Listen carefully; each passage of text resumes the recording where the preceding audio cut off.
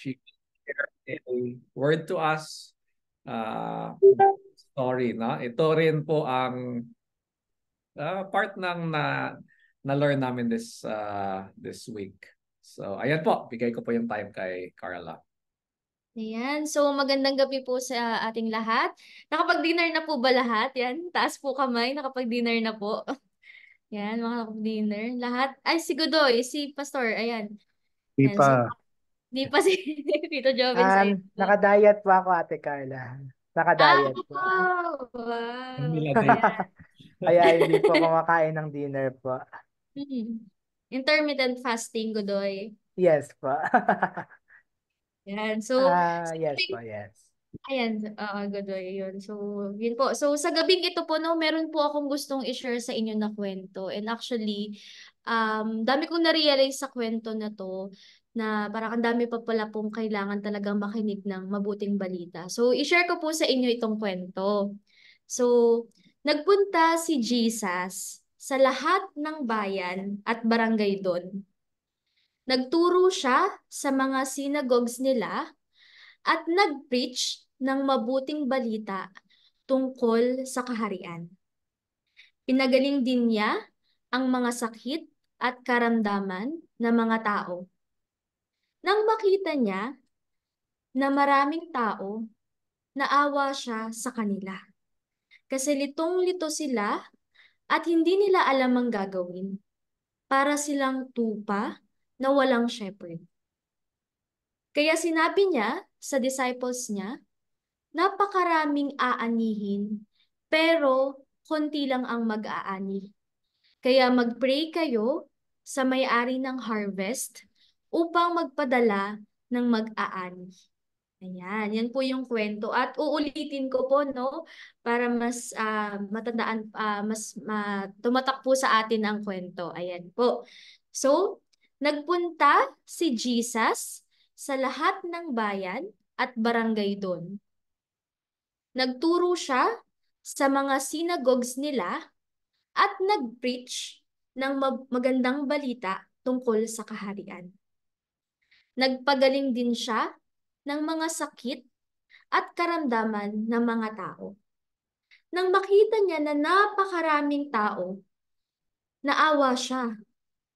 Dahil litong-lito sila at hindi nila alam ang gagawin. Para silang tupa na walang shepherd. Kaya sinabi niya sa disciples niya, napakaraming aanihin, ngunit konti lang ang mag-aani. Kaya mag-pray kayo sa may-ari ng harvest na magpadala ng mag-aani. Ayan po. So, ayan po ang kwento at matatagpuan po ito sa Mateo 9:35 to 38. So, ayan po, no. I'm sure po, no, na nasundan naman po natin yung kwento. So, meron po bang makakapag-kwento ulit or mag-retell po nung shinare ko po na kwento? Ayan. Meron po ba?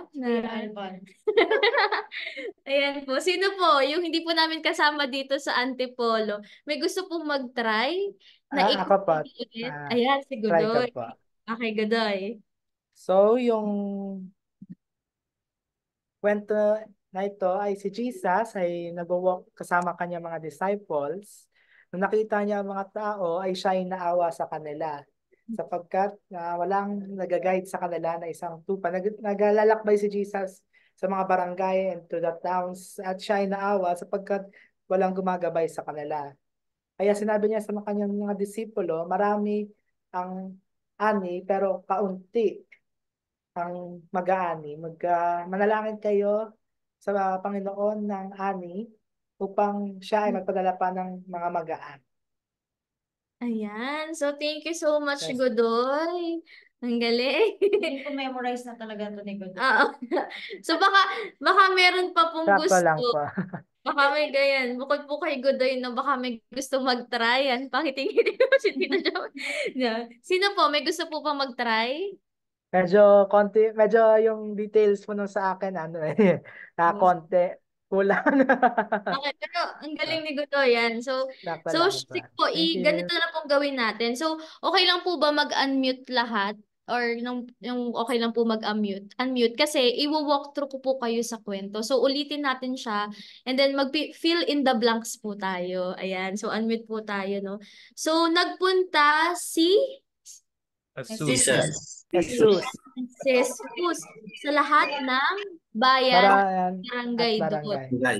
Barangay. Yes. Ayan. So nagturo siya sa mga synagogues at nag-preach ng Magandang Gospel. balita. Magandang balita. magandang balita tungkol sa kaharian. Kaharian. So, pinagaling din niya ang mga sakit at karamdaman ng mga tao.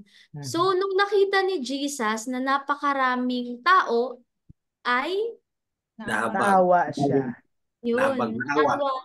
naawa siya dahil litong-lito sila at hindi alam ang Gagawin. Gagawin. gagawin. So, para silang mga Tupa. tupa, ayan po, na walang Shepherd. Shepherd. shepherd.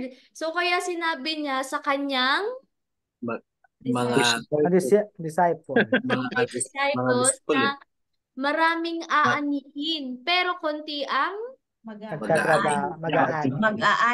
mag-aani. Kaya, magdasal. Manalangin sila. yan, sa mag-pray kayo sa may-ari ng harvest para magpadala ng Mag-aani. ayan. So, ang galing. So, thank you so much po, no? So, napakagaling. So, syempre po, no, dito sa kwento natin, tanong ko po sa inyo, parang, ano po yung masasabi nyo sa kwento? In general, ano po yung masasabi nyo sa kwento? Sino Very pong good gusto? po. Parang evangelistic. Kasi ang ano ni Jesus doon is yung sino bang mag-spread ng good news po. Especially after his ascension. Mm-mm. Ayan. So, very Evangelist. evangelistic. Okay, oo nga. Yes Kasi po. talagang gusto ni Jesus na meron talagang mag-aani kasi marami ang kailangan kanina. Ayan. So, sino pa pong gustong mag-share? Ano po yung masasabi nyo sa kwento? Ano po yung na-feel nyo or any comment or realizations? Ito, ano po masasabi nyo po? Kulang pa rin nag-aani. Kulang Ano pa rin ang Kulang. mag-aani. Kulang. Hanggang ngayon, kulang pa rin. Ayan po, tama po. Kulang ang mag-aani. Ayan. So, sino pa pong gusto mag-share? May gusto pa pong mag-share? Ano kayang name ng mga barangay doon? Baka po hindi nabanggit. Pero, ayan. So, sino pa pong gusto mag-share? Ano po yung masasabi niyo po sa kwento? Ayan, wala na. So, ako na. Yeah, Kuya Ferdy. Sige, yan po. Pastor Ferdy, ano po yung masasabi niyo po? Si Jesus Christ talagang mahabagin. Lalo na doon sa may mga karamdaman. Yes po. Kaya with his power, talagang pinagaling niya yung mga may sakit. Hindi lang sa tingin ko, hindi lang doon sa may mga karamdaman, pati yung kaligtasan, salvation din nila siguro. Opo. Tama po, Pastor Ferdinand. So talagang kahit saan mapunta ata si Jesus, talagang meron yung pinapagawa. So, sino pa pong gusto mag-share? Ang isa ka pa pala pong napansin, Ate Carla, si Jesus, hindi lang worried sa physical well-being ng mga tao. Kasi sabi nga ni Kuya Ferdy, di ba, nag-aano siya, nag-minister sa kanila, nagpapagaling ng may sakit, papagawa all kinds of miracles that involves their well-being. Si Jesus ay interested din sa spiritual nature or magiging spiritual na lagay ng mga tao as yung concerns niya yung sino bang mag-aani pag ascend niya, pag konti ang mag-aani yung spiritual health ng mga tao po. So Jesus is concerned about the whole man, not the physical but also the spiritual po. Ayan, tama, Gudoy. Yes no? po. So, yun. Thank you, Gudoy. Ayan. So, sino pa po? May gusto pa po Question. question. Sige po, ano po yun, Tito Jovi? Yun sa akin lang,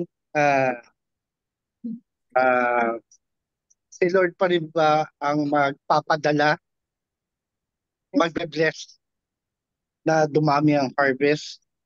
Does it follow? Okay po. Ayan, baka may gusto pong sumagot po sa tanong ni Tito Jovins. Mamaya sa lesson. Mamaya. Ah, Ayan, yes. sige, pa-park muna natin, Tito Jovins, yung tanong niyo po, Ah, no?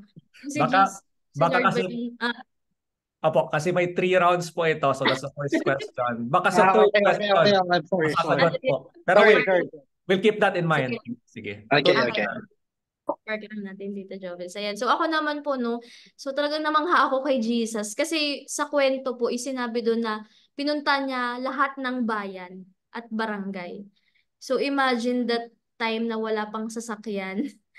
So, kung gaano, alam niyo yun, kung gaano kapagod maglakad para mapuntahan lahat ng bayan at barangay. So, talagang sinuyod ni Jesus. So, nakakamangha po yung effort na ginawa talaga ni Jesus. So, yun po. Si ate baka meron. Ah, i-ano ko na lang din sa'yo. Intentional yung ginawa niya kasi sabi nga, pinuntahan lahat ng bayan at barangay doon. And very loving and merciful si Jesus kasi nahabag siya, naawa siya, yun yung yung word na ginamit. So yun yung tumatak sa akin, naawa siya, napaka-merciful and loving niya talaga. Thank you, ate. Ayun po. So, sa ano naman po, no, sa kwento po natin, ano po dun yung part na nangusap sa inyo or ano po yung favorite na part niyo po dun sa kwento? Yan. Yung Declare na nangusap ni po. Jesus na Oo. mag-pray yung mga people na magpadala ng po, magpadala si God, yung may-ari ng ani ng mga mag-aani po. Ayan. So, Yun dun po. sa part na yun, no, na talagang sinabihan ni Jesus yung mga disciples tugudoy, no, na mag-pray. Ayan. So, sino pa po ang gustong mag-share ng favorite part? Yan, si Kuya Jun. Favorite part sa kwento. Nakamute kayo, kuya.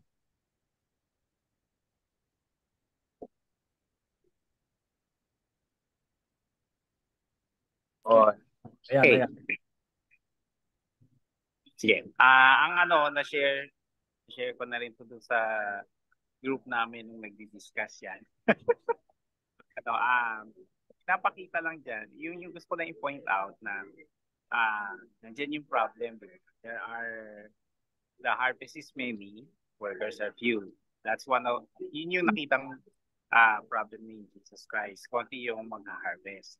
But ang instruction niya was, unang-unang instruction niya after presenting the problem, pakaunti lang yung mag-aani. Ang kauna-unahang sinabi niya was, pray sa may-ari ng harvest. So, yun yung una ko nakita dun sa kwentong yun kasi most of the time when we are facing problems, ang unang-unang ginagawa natin is mag-iisip tayo anong gagawin natin. Pero ito, very clear si Jesus nung sinabi niya, ito yung problema, maraming i-harvest pero konti ang mag-harvest. Pero unang-unang instruction nga was, pray. So yun yung best yun yung unang-unang point na nakita ko sa kwento na yan. Ayun. So, thank you, Kuya Jun, no? So, same with Godoy, no? Gusto niyo pong part is yung time na sinabi ni Jesus sa disciples na mag-pray. Ayan. So, thank you, Kuya Jun. Sino pa po ang gusto mag-share ng part na nangusap po Ako. sa inyo? Yan, si Pastor Ferdy po. Oo. Ako sa tingin ko that time, no, napakaswerte ng mga tao, no. Kasi si Jesus Christ talagang pumupunta, bumababa sa kanila para sila pagalingin, iligtas, mangusap ng kaniyang mga mga aral na kung saan minumulat niyang pilit yung mga Jews na naniniwala pa sa no mga yung mga turo sa kanila ng mga Pariseo, no? Sa panahon natin ngayon, dahil sa ginawa ni Jesus Christ na gano'n, si Jesus Christ bumababa. pinupuntahan niya yung mga bayan, barangay, nangungusap sa sinagoga. Sa panahon natin ngayon, dahil sa kanyang gawain, mapakatoliko man, protestante, sino man, si Jesus Christ pa rin ang tinatakbuhan kapag ka may karamdaman. Di ba? Paano kaya kung walang karamdaman? Parang baliwala si Jesus Christ, di ba? Kaya sabi nga ng ating Panginoon, pray nga, sabi ni Brother June, manalangin dun sa may-ari ng mga aanihin, no? Na magpadala. Ibig sabihin, ng mga magpapakilala ng mga workers, mga members ng mga evangelism, ganun, sa isang church, para ipakilala si Jesus Christ kasi wala na siya eh. Tanging Holy Spirit na lang yung nananahan sa puso ng bawat isa sa atin na naniniwala kay si Jesus Christ. Kaya lang, para gumana yung Holy Spirit na yun, kailangan nga ng mga worker. No? At napaka-importante ng pray. Diba? Sabi nga ni yun lang.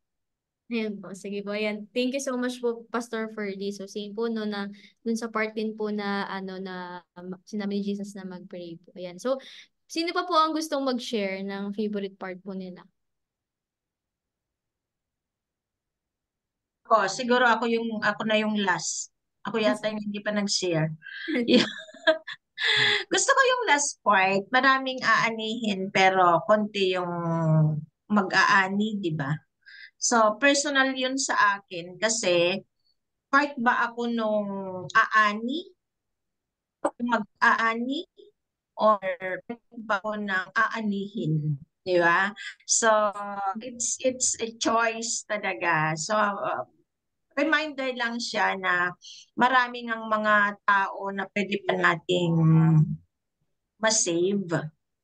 If only yan yung ina-attendan nyo ngayon is one way of pag-aani, di ba? So, inggit kami, pero turuan nyo na lang din kami. Yan ate, abot tayo dyan.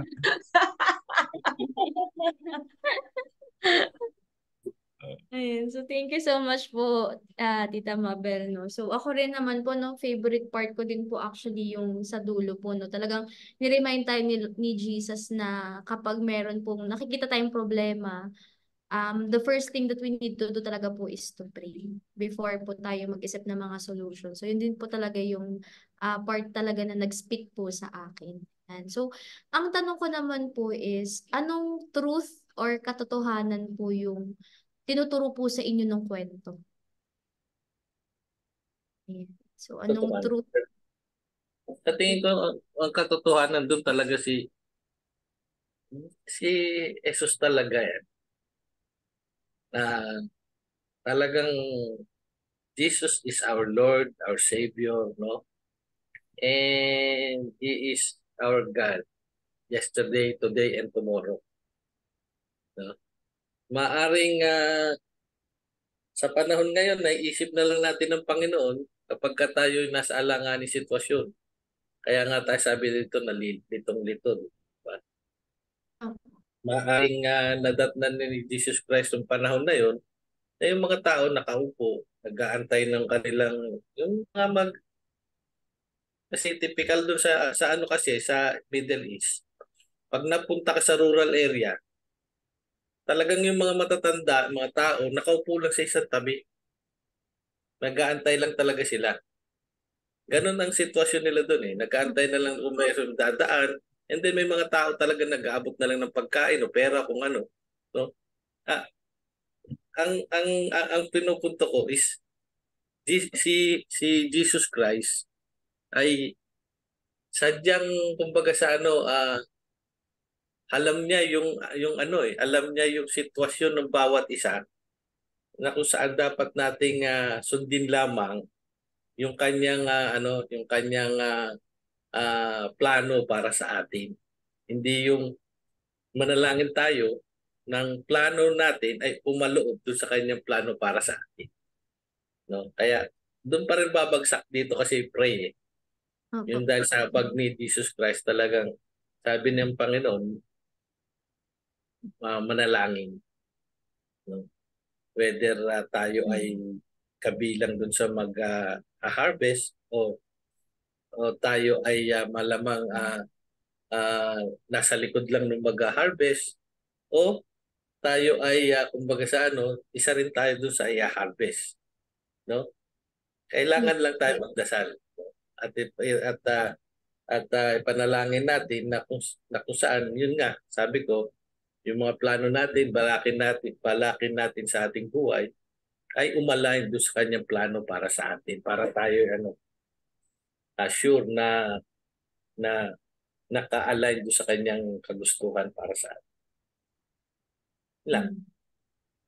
Thank you po, Pastor Ferdy po, no? So, yun talaga po, no, na kailangan talaga po nating mag-pray. And yun nga po, marami po tayong mga plans and dreams na should pray din po kung naka-align po siya sa gusto mangyari Jesus. At the same time, if tayo po ba yung sinasabi na papupuntahin mag-aani or aanihin? So, yun po, napakahalaga talaga po na mag-pray. So, sino po ang gustong mag-share po sa inyo? Ako po, Ate Carla. Ako po yung ko yung purpose natin sa buhay kasi sa tingin ko po yung tayo din yung sagot doon sa ni Jesus, yung ask for the Lord of the harvest to send laborers to you. Tayo po yung laborers po na continue with that prayer. We are the ones as the workers or ministers for Christ. We are the ones who have been given the responsibility of doing the harvest of the Holy Spirit is the one that convicts and plants, and we are the workers of the field. Not simply the ones who reap, but also the ones who will work for the Lord in the ministry. So, ka pong truth doon is yung purpose natin sa buhay is to work for the Lord po in everything that we do. Must do it all for His glory po. We must do it for the sake of the harvest.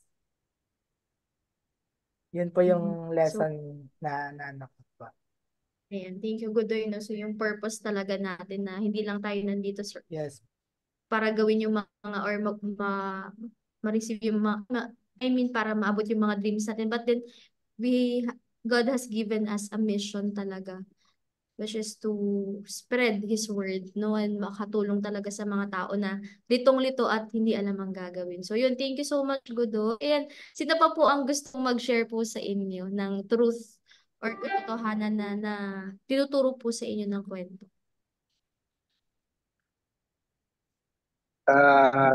Ako sa tingin ko, kahit sa tayo punta, may harvest. Kahit sa tayo pumunta ngayon, may harvest. Kasi may narinig ako dating pastor na alam din ng word ng Panginoon, pero hindi saved. May ganun eh. So, di ba, ina-assure lang natin, kaya siguro nagpapadala ang Panginoon para lahat tayo masarinig at tumanggap. Kasi nung nasa seminaryo ko, marami rin doon, kala nila safe na sila, hindi pa pala. So, doon ako na kahit saan tayo pumunta ngayon, mga barangay, kailangan ng talaga. Kaya tulad yan sa Antipolo, kailangan talaga. Yun lang. So, thank you po, Tito Jovins. No? So, yun nga po, no? Marami talaga pong alam na yung word or nakarinig ng word. So, marami pa rin po talaga yung hindi nila alam kung safe ba sila or hindi. So, talagang we are here or yung mga mag-aani ay kailangan po talaga para po for the assurance of salvation. Ayan, which is through Jesus Christ. Ayan. So, thank you po, Tito Jovins. Sino pa po ang gusto po mag-share ng truth na tinuturo po sa inyo ng kwento? May gusto pa po. Ayan. So, ako naman po, mag-share po ako sa inyo. So, it's a great reminder po sa akin. Kasi nung sinabi po talaga ni Jesus na ang daming litong-lito at hindi alam yung gagawin para sa mga tupa na walang shepherd. So ako rin po, no, parang naisip ko na even sa family ko, sa relatives ko, sa mga friends ko, no, parang ang dami pa pala din talagang kailangan i-reach out. Ang daming, yes, yung iba siguro, like, especially sa relatives ko po, nagsisimba, pero yung hindi nila alam talaga kung saan nanggagaling yung salvation, which is through Jesus Christ. So parang ako din mismo, parang na-assess ko yung sarili ko na I'm doing things ba para reach out sa kanila, to share. And syempre po, no, sa kwento po, no, sinabi ni Jesus doon na napakaraming tao yung hindi alam yung gagawin. Before pa po yun lalo na po ngayon kasi ang bilis po lumobo ng population ng Pilipinas, maging sa ibang bansa po. No? So talagang mas marami po yung mga tupa talaga na walang shepherd. And yun, so it's a reminder po talaga na dapat hindi lang tayo yung tipong tayo, we feel na yung feeling natin na kilala na natin si Lord, we are saved. So dapat po talaga may gawin talaga tayong action para hindi lang tayo, mas marami pa pong mga Pilipino or from other countries talaga yung makakilala kay Jesus Christ. So, yun po. Ayan po. Yun lang po. At maraming salamat po sa lahat ng nag-share. Ayan, kung ano po yung nag-speak po sa inyo through this story. Ayan po, Pastor. Ayan. Salamat, Carla, for sharing that. Let me just go back to Kuya Jobs. Nasagot na ba po yung tanong mo kanina? Or hindi pa? Yung si Jesus, anong tanong, ang question niya is? Or baka nakalimut, ano yung question ulit, Kuya Ferds? Parang more of a comment ba yun, Kuya Jobs? Na parang siya rin ang... It's more of a question. Can you repeat it, yung question? Si Jesus din ba daw ang magpapadala ng mag-aani? Okay. Yeah. The answer is yes, because Jesus is now the Lord of the harvest, because he is not just referring to the Father, but rather God. God himself, the Triune, the Godhead himself is the Lord of the harvest, because the Lord of the harvest is the one who will, or God is the one po yung build up ng mga bagong workers po to send out into the field. Yeah. Okay. So, Yes, ayun po, Kuya Jobs. And siguro, okay lang? Okay na, medyo nasagot na. Oo. So, totoo din yun kahit na sa bagay, kahit na anong pilit ng isang tao na ipakilala si Jesus Christ. Pag hindi siya anointed, yung ibig sabihin hindi siya kinakasihan ng Santo Espiritu. Parang yung mga tao, no? Hindi siya hindi tumatalab yung salita niya. Kaya sa isang may dagdag ko doon sa sinabi ko kanina, isang truth dito sa passage nito. Alam mo ano, yung litong-lito yung mga tao, parang panahon ngayon na napakaraming tao na lilito kung sino susundan. We as kumbaga in-embrace natin si Jesus Christ, no?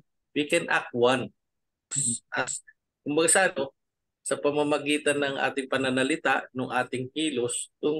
Kung dati iba yung ginagawa natin na nakikita ng mga tao, dapat baguhin na natin doon. Kay sa action pa lang natin, sa pananalita natin, kikita nila kung ano yung pagbabago.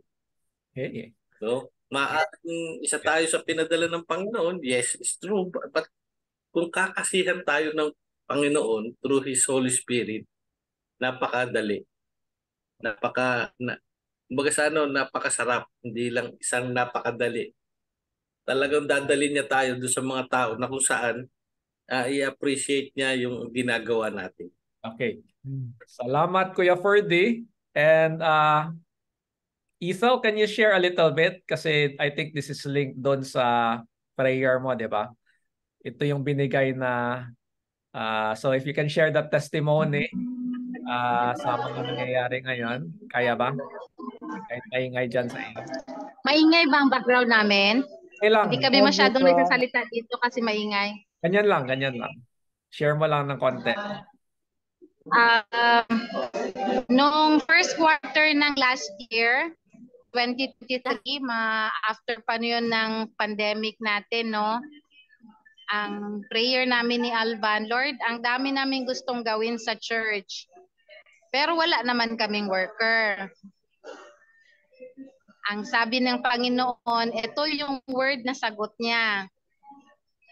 Then ask the Lord of the harvest. Pray to me kasi ako ang Diyos ng harvest. Sabi niya, mag-produce kayo ng volunteers kung wala kayong volunteers. Kaya nung nag-request kami sa board na suportahan yung orality ng September last year. Tapos eventually, nagawa nga kasi majority ng participant si BCM noong September. Malaki yung yung pag-agree ng board na na-startan yon. Day 1 at saka day 2, laging umiiyak yung puso ko sa tuwa. Kasi yung fulfillment ng promise ng Diyos to us, He did. Ni-remind niya ako na, you see anak, pag nag-pray kayo, pag nag-ask kayo, I answer, I provide. Sabi niya gano'n. Yun ang simula na nag-roll talaga yung orality community. Yung mga people namin have responded. Tapos bumalik pa sila ngayon for level 2. Tapos nadagdagan pa ng 3 ngayon for level 1. It was a joy na hindi pala sa atin yung work talaga. At siya talaga yung may-ari ng harvest. At siya talaga yung i-ask natin. And I agree with Kuya Ferdy. Apart from the Holy Spirit, apart from His presence, mabigat. Pero pagkasama siya, gumagaan kahit na merong challenges. Okay, salamat. And with that, punta na tayo sa prayer at doon tayo mag-ask. Okay, so let me share our prayer concerns. And tanggalin ko lang to.